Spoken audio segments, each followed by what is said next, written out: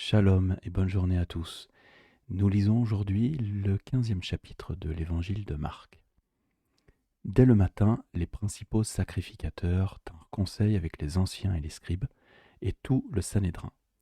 Je rappelle que le mot sacrificateur, c'est en hébreu Kohen, Kohanim au pluriel. C'est une famille des Lévites descendants d'Aaron directement.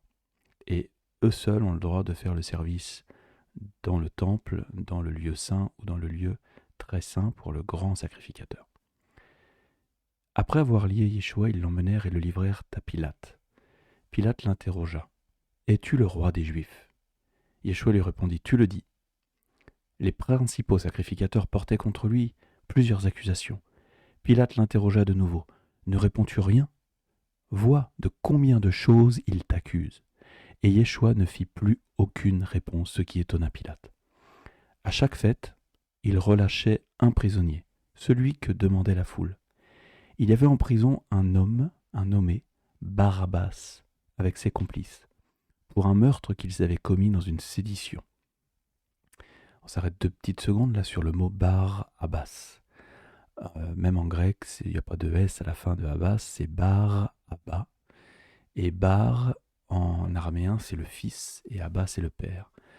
Donc le prisonnier s'appelle le fils du père. Intéressant. Et c'est le fils du père qui va être confronté à Yeshua, le fils du père. Et on va voir au verset 8. La foule étant montée se mit à demander ce qu'il avait coutume de leur accorder. Pilate leur répondit, voulez-vous que je vous relâche le roi des Juifs ? Car il savait que c'était par envie que les principaux sacrificateurs l'avaient livré. Mais les chefs des sacrificateurs excitèrent la foule, afin que Pilate leur relâchât plutôt Barabbas.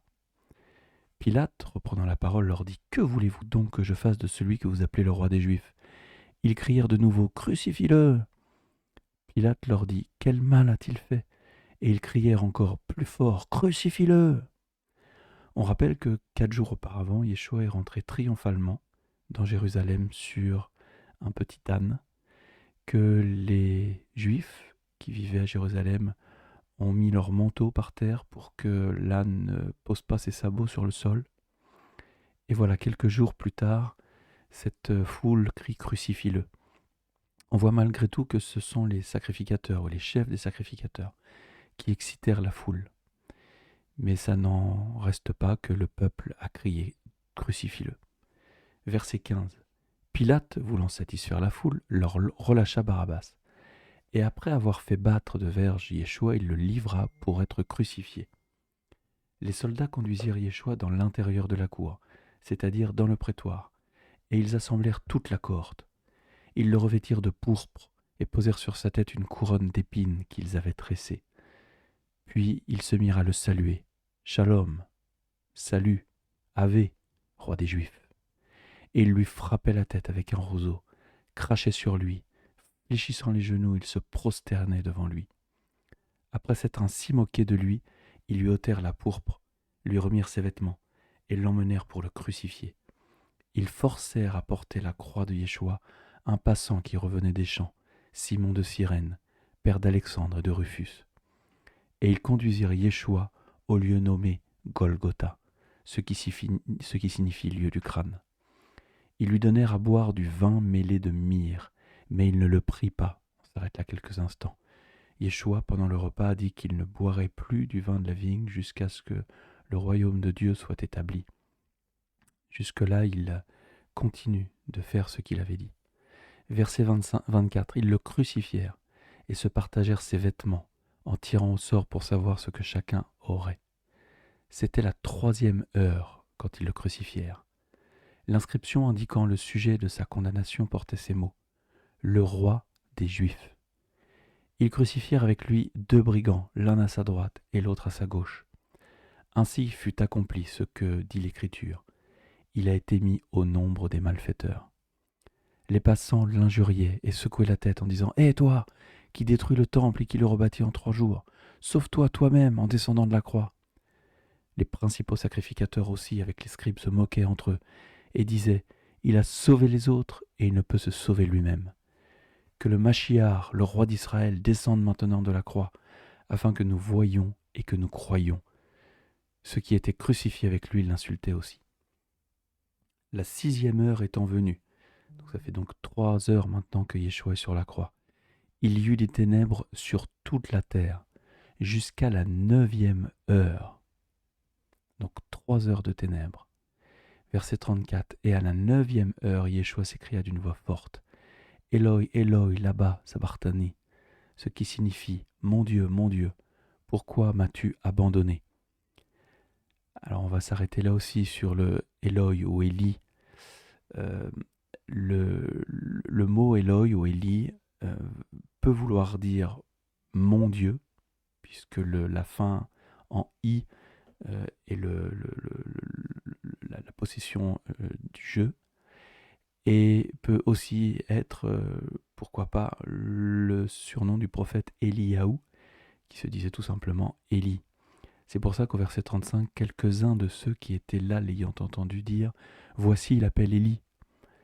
Et l'un d'eux courut remplir une éponge de vinaigre, et l'ayant fixé un roseau, il lui donna à boire en disant « Laissez, voyons si Élie viendra le descendre ». Mais Yeshua ayant poussé un grand cri, expira. Le voile du temple se déchira en deux, depuis le haut jusqu'en bas. Donc il a été mis sur la croix, Yeshua, à partir de la 3e heure, et il est mort à la 9e heure. Il est resté donc 6 heures sur la croix, ce qui était très rapide à l'époque, puisque ça pouvait durer des fois plus que ça, des fois des jours. Et c'est pour cette raison d'ailleurs que les Romains brisaient les os des jambes pour que celui qui était sur la croix pende totalement sur les bras et meure d'asphyxie. C'était un supplice terrible.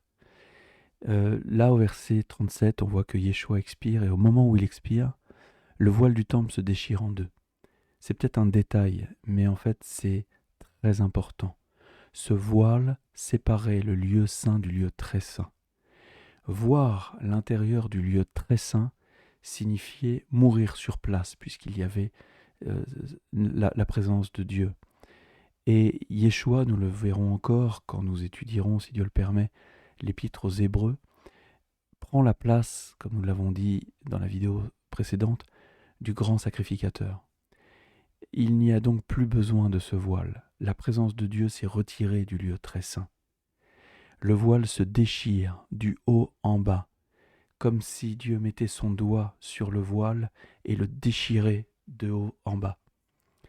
Verset 39. Le centenier qui était en face de Yeshua, voyant qu'il avait expiré de la sorte, dit « Assurément, cet homme était fils de Dieu. » Le centenier romain lui a tout compris. Il y avait aussi des femmes qui regardaient de loin. Parmi elles était Marie de Magdala, Marie, mère de Jacques le mineur et de José et Salomé, qui le suivaient et le servaient lorsqu'il était en Galilée, et plusieurs autres qui étaient montés avec lui à Jérusalem. Le soir étant venu, comme c'était la préparation, c'est-à-dire la veille du Shabbat, là aussi on peut s'arrêter quelques instants. La préparation, c'est le 14e jour du mois d'Aviv, le premier mois du calendrier hébraïque. Exode 12.2 est un rappel que Dieu fait en disant « Ce sera le premier des mois de l'année ». Donc le mois de Pessar, le mois de la fête des pains sans levain, le mois de la fête des prémices, c'est le premier mois de l'année. Et à chaque fête, il y a quelques jours dans les fêtes qui sont des repos. Repos, en hébreu, se dit Shabbat. C'est un jour où l'on ne travaille pas, où l'on se réunit entre croyants. Il y a une assemblée solennelle, où nous laissons cette journée totalement pour le repos, pour la communion fraternelle et bien sûr pour la connexion avec Dieu. Ce Shabbat de fête peut être n'importe quel jour de la semaine. Shabbat ne veut pas dire samedi, mais Shabbat veut dire repos. Donc quand nous le lisons ici, le soir étant venu, comme c'était la préparation, donc le jour de Pessar, c'est-à-dire la veille du Shabbat, le premier jour de la semaine des pains sans levain, cette semaine dure 7 jours, arriva Joseph d'Arimathée, verset 43, conseiller de distinction, qui lui-même attendait aussi le royaume de Dieu. Il osa se rendre vers Pilate pour demander le corps de Yeshua. Pilate s'étonna qu'il fût mort si tôt. Il faut comprendre qu'il avait le péché de l'humanité sur lui. Il fit venir le centenier et lui demanda s'il était mort depuis longtemps. S'en étant assuré par le centenier, il donna le corps à Yosef. Et Yosef, ayant acheté un linceul, descendit Yeshua de la croix, l'enveloppa du linceul et le déposa dans un sépulcre taillé dans le roc. Puis il roula une pierre à l'entrée du sépulcre. Marie, Myriam de Magdala et Myriam, mère de Josès, c'est la maman de Yeshua, regardaient où on le mettait. Ici, Yeshua est donc mort et on descend son corps juste avant un Shabbat de fête, juste avant un repos, parce qu'il aurait été interdit de le descendre pendant le repos, ça aurait été considéré comme un travail. Et donc Joseph d'Arimathée, Yosef va voir Pilate pour récupérer le corps et l'enterrer le plus vite possible avant le Shabbat, avant ce jour de repos de la fête des pains sans levain. Yeshua meurt donc à Pessar. Il est l'agneau de Dieu qui ôte le péché du monde. Mais il meurt également tout juste avant d'entrer dans la fête des pains sans levain. Cette fête des pains sans levain, c'est une fête particulière dans la Bible. Vous pourrez le relire là aussi en Lévitique 23, en Exode 12, Exode 13 et bien d'autres passages. C'est cette fête où l'on retire le levain des maisons pendant 7 jours, où l'on ne consomme plus de pain avec du levain. Ce levain étant considéré comme étant sale. C'est pour ça qu'à l'époque, pour faire le pain, il fallait renouveler régulièrement, et ça se renouvelait au moins une fois par an, le levain pour continuer à faire du pain dans sa maison. Le levain, c'est aussi cette matérialité que nous avons dans nos vies et qui nous empêche de nous approcher de Dieu. C'est ce péché qui, en petite quantité, prendra une place énorme si nous ne l'arrêtons pas.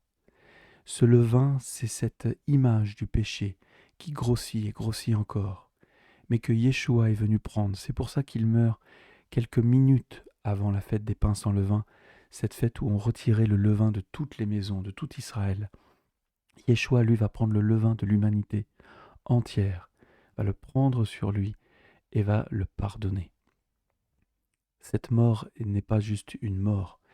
Au niveau de la symbolique des fêtes, c'est quelque chose d'extraordinaire. Je vous invite à écouter les vidéos d'ailleurs sur les fêtes de l'Éternel sur cette même chaîne. À demain, bonne journée, soyez bénis.